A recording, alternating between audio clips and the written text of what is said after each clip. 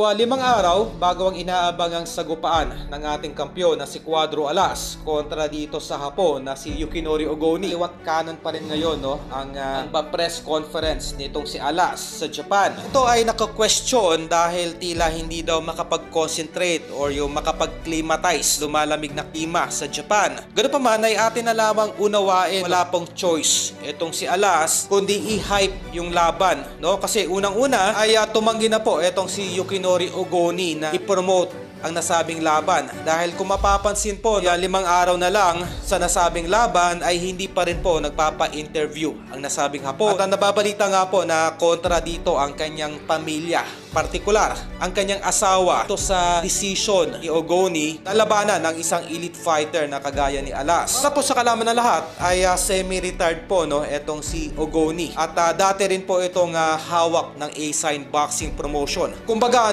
itong Hapon ay sumugal po. Marahil ay inaakala ng Hapon na kung matatalo nito si Alas sa kanilang baluarte ay ito po ay isang shortcut, kumbaga mailalagay ito kaagad sa rankings. Ganun pa man, itong sugal na ginagawa ni Ogoni ay may kasamang disgrasya, Kasi ito man ay sakaling mapuruhan ni Alas, tuluyan na po magre-retiro itong nasabing Hapon. Ito po itong pinagkaiba kay Akaho, na kung saan ay pinangarap ni Akaho na makalaban ang mga elite fighter kagaya ni Luis Neri at ni Casimero. Yun nga po, nung nakalaban nito si Casimero ay tuluyan na nga pong nagretiro itong si Akaho at tila naging sumpa nga po yung pagkasan nito sa ating pambatong si Alas.